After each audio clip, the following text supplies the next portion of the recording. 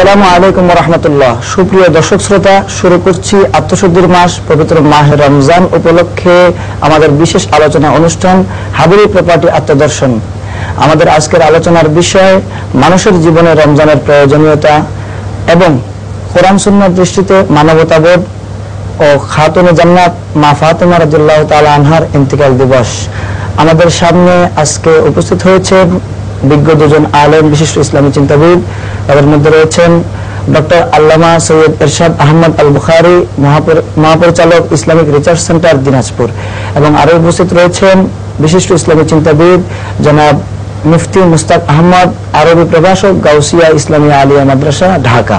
আমাদের আজকের আলোচনা হচ্ছে পবিত্র রমজান, মানুষের জীবনে পবিত্র রমজানের প্রয়োজনীয়তা। এই বিষয়ে আপনি একটু বলুন। আলহামদুলিল্লাহ, ওয়াসসালাতু ওয়াসসালামু আলা সাইয়্যিদিনা রাসূলিল্লাহ ওয়া আলা আলি সাইয়্যিদিনা রাসূলিল্লাহ ওয়া আসহাবি সাইয়্যিদিনা রাসূলিল্লাহ সাল্লাল্লাহু আলাইহি ওয়াসাল্লাম। আম্মা বা'দ। আল্লাহ তাআলা কোরআনে কারীমের মধ্যে ইরশাদ করেছেন, বিসমিল্লাহির রহমানির রহিম, কুতিবা আলাইকুমুস সিয়াম কামা কুতিবা আলাল্লাযিনা মিন ক্বাবলিকুম লাআল্লাকুম তাত্তাকুন। তোমাদের উপর রোজা সমূহ ফরজ করা হয়েছে যেভাবে তোমাদের পূর্ববর্তীদের উপর ফরজ করা হয়েছিল। লাআল্লাকুম তাত্তাকুন, যেন এই রোজার মাধ্যমে তোমরা আল্লাহ তাআলার তাকওয়া অবলম্বনকারী বান্দা হয়ে যাও। জাস্ট এক্সাম্পল স্বরূপ বলতে পারি, যখন কোন লোহাতে মরচা ধরে যায়, ময়লা ধরে যায়, মনে করুন 11 মাস, এরপরে দেখলেন যে লোহার আসল যে চেহারা এটা চেঞ্জ হয়ে গেছে, মরচা ধরে গেছে। এখন এই লোহাকে পরিষ্কার করার জন্য তাকে আগুনের ভাটিতে দেওয়া হয় এবং একবার শুধু আঘাত করার সাথে সাথে সমস্ত ময়লা পরিষ্কার হয়ে যায় এবং লোহা খালেস, পিওর লোহা হিসাবে থাকে। 11 মাস বান্দা যে গুনাহ করেছে, পাপ করেছে, নিজের নফসের উপর জুলুম করেছে, আল্লাহ তাআলার নাফরমানি করেছে, বিভিন্ন বিষয়ে, নামাজের বিষয়ে, নফল ইবাদতের বিষয়ে, এই 11 মাসে সে যে গুনাহ করলো, সে যে তার উপর আবর্জনা পড়লো, এখন রোজার মাধ্যমে আল্লাহ সবরের মাধ্যমে, তাকে ধৈর্যের মাধ্যমে, কানাতের মাধ্যমে, খোদার মাধ্যমে আল্লাহ তাআলা তার উপর আঘাত করবেন এবং খালিস বান্দা হিসাবে, তাকে পিওর বান্দা হিসাবে আল্লাহ সুবহানাহু ওয়া তাআলা তাকে প্রতিষ্ঠিত করতে চান, তাকে কায়েম করতে চান। এই জন্য রমজান আমাদের মাঝে আসলো।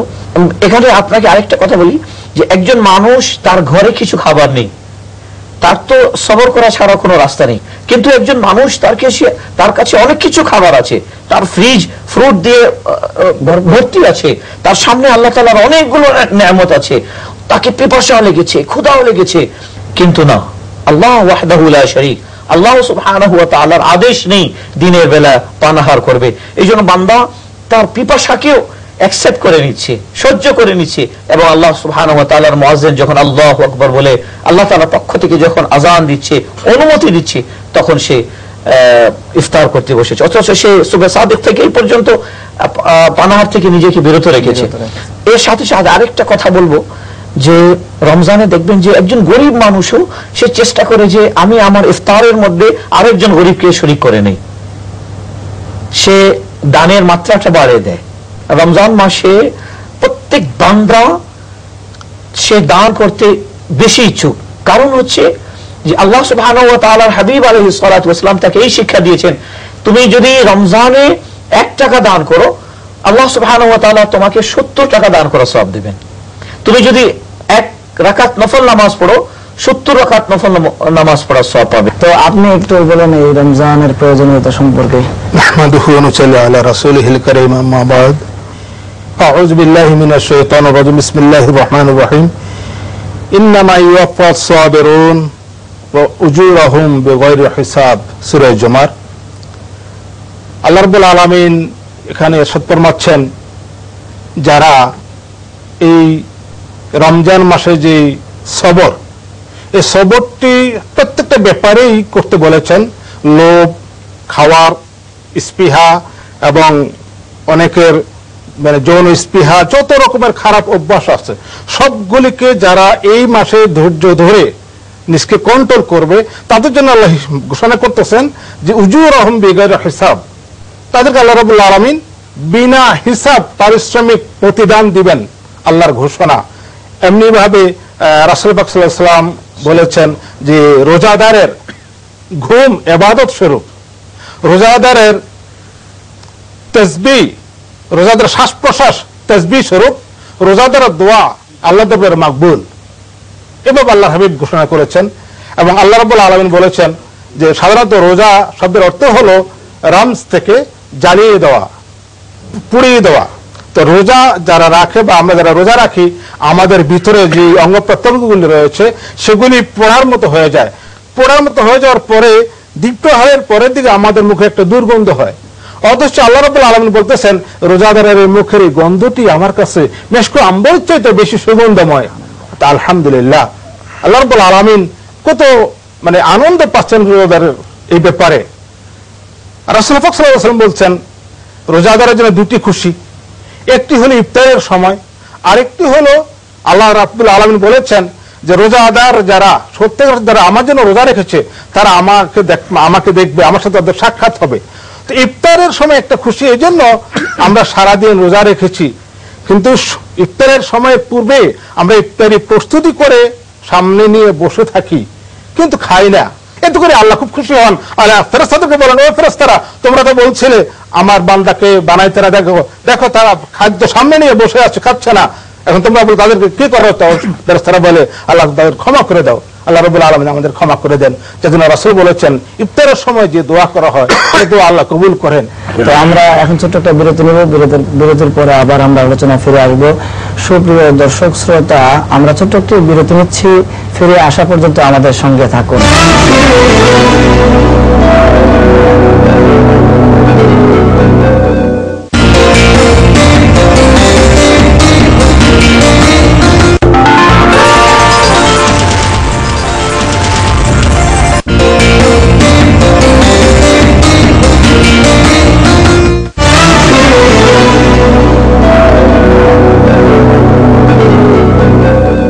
সুপ্রিয় দর্শক, আমাদের সাথে থাকার জন্য ধন্যবাদ। একটা বিশেষ বিষয় যে এই রমজান আমাদেরকে মানবতাবোধ শিক্ষা দেয়। রমজান আমাদেরকে যে মানুষের মধ্যে ভ্রাতৃত্ব বন্ধন, একজন মানুষের সাথে আরেকজন মানুষের যে বন্ধন এবং মানবতা, সেই মানবতা শিক্ষা দেয়। এই সম্পর্কে আপনি কিছু?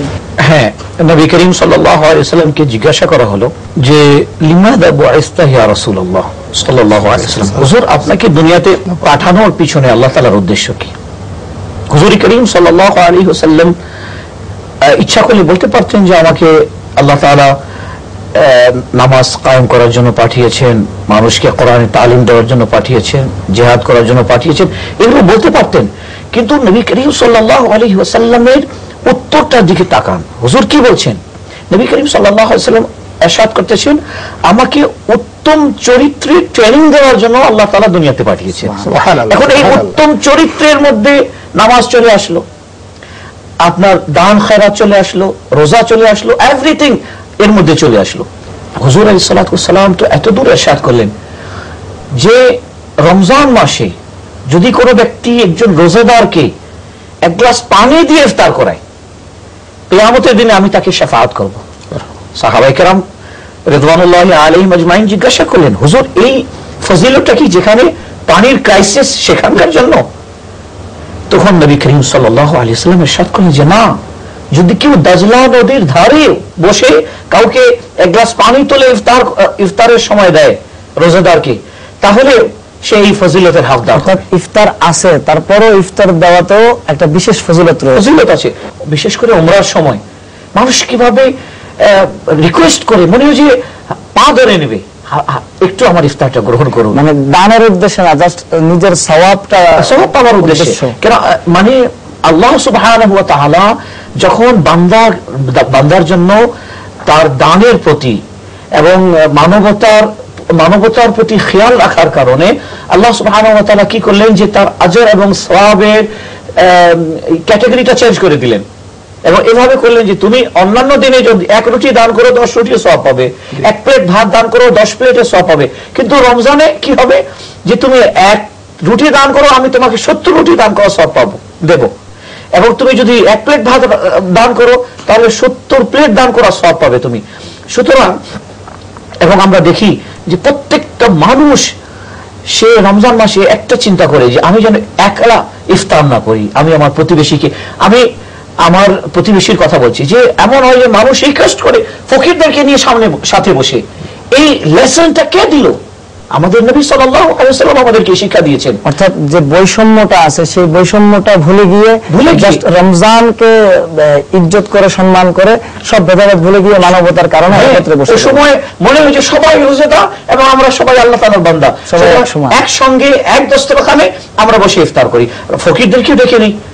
এটা তো আলহামদুলিল্লাহ নবী করিম সাল্লাল্লাহু আলাইহি ওয়াসাল্লাম আমাদেরকে এই শিক্ষা দিলেন। সুতরাং আমরা সেই অনুযায়ী আমাদের সকলের প্রত্যেকটি মুসলমানের কর্তব্য এবং দায়িত্ব হলো সেই অনুযায়ী আমাদেরকে চলা এবং অপর ভাইকে চলার জন্য উপদেশ বা আমাদের পরামর্শ দান করা। তো এখন আমরা যে আলোচনা যাব সেটা আমাদের আরেকটি বিষয় হচ্ছে, আজকে এই দিনটি অত্যন্ত গুরুত্বপূর্ণ দিন। এই দিনে সাইয়্যিদাতুন নিসা হযরত ফাতেমাতুজ জাহরা রাদিয়াল্লাহু তাআলা আনহা দুনিয়া থেকে ইন্তেকাল করেছেন, তিনি পরলোক গমন করেছেন। তো এই বিষয়ে হযরত ফাতেমা রাদিয়াল্লাহু তাআলা আনহার ইন্তেকাল সম্পর্কে আপনি কিছু আলোচনা করুন। আলহামদুলিল্লাহ, খাতুনে জান্নাত মা ফাতেমা রাদিয়াল্লাহু তাআলা আনহা রাসূল পাক সাল্লাল্লাহু আলাইহি ওয়াসাল্লামের 8 জন ছেলে মেয়ের সর্বকনিষ্ঠ, সবার চেয়ে ছোট তিনি। মা খাদিজাতুল কুবরার ঘরে তার 3 ছেলে 4 মেয়ে, আর মা মারিয়া কিপ্তিয়ার ঘরে 1 ছেলে মাত্র ইব্রাহিম। তো খাতুনে জান্নাত মা ফাতেমা রাসূল পাক সাল্লাল্লাহু আলাইহি ওয়াসাল্লাম এর এত আদরের ছিলেন যে রাসূল পাক সাল্লাল্লাহু আলাইহি ওয়াসাল্লাম নিজে ঘোষণা করতেছেন যে ফাতেমা আমার কলিজার টুকরা। ফাতেমাকে যদি কেউ কষ্ট দেয় সেজন্য আমাকে কষ্ট দিল, আর ফাতেমাকে যদি কেউ খুশি করে সেজন্য আমাকে খুশি করলো।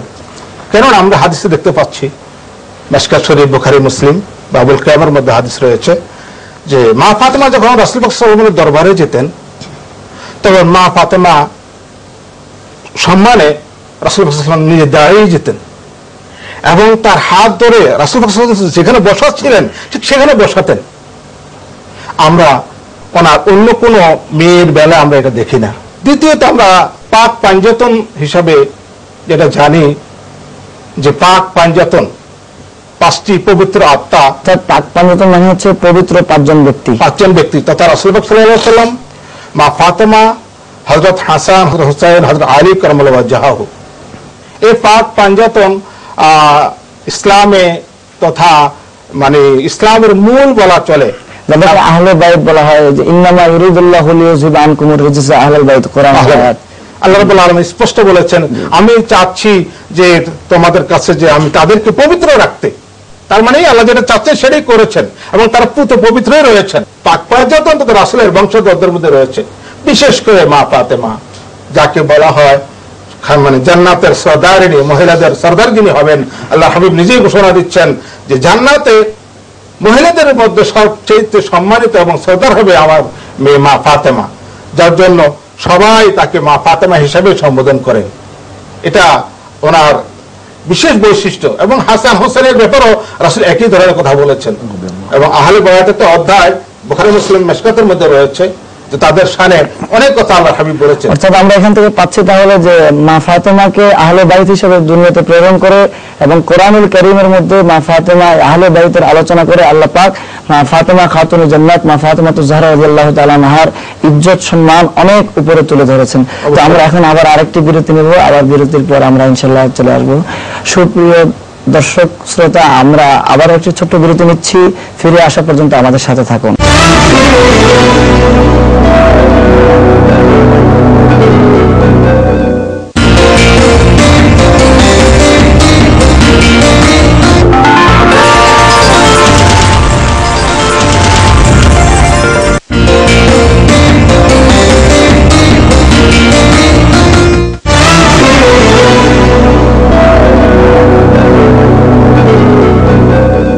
সুপ্রিয় দর্শক, আমাদের সাথে থাকার জন্য ধন্যবাদ। তো আল্লামা বুখারী সাহেব এবং মুফতি মুস্তাক আহমদ সাহেব, আমরা আবার চলে আসলাম। তো আমাদের কয়েক ভাই বিভিন্ন জায়গা থেকে অনেক ভাই প্রশ্ন করেছেন ইমেল এবং চিঠির মাধ্যমে। তো আমরা সবার উত্তর দেওয়া যেহেতু সময় স্বল্পতার কারণে পারছি না। তো আমাদের এক ভাই মোহাম্মদ হাসান ইমাম, উনি চাঁদপুর থেকে প্রশ্ন করেছেন, অনেক লোক বিভিন্ন কারণ দেখিয়ে রোজা রাখা থেকে বিরত থাকে, এটা কি সঠিক? দেখুন, কোরআন কারীমে আল্লাহ সুবহানাহু ওয়া তাআলা স্পষ্ট ভাষায় বলে দিয়েছেন কাদেরকে রোজা থেকে কারা কারা বিরত থাকতে পারে? আল্লাহ তাআলা ইরশাদ করছেন,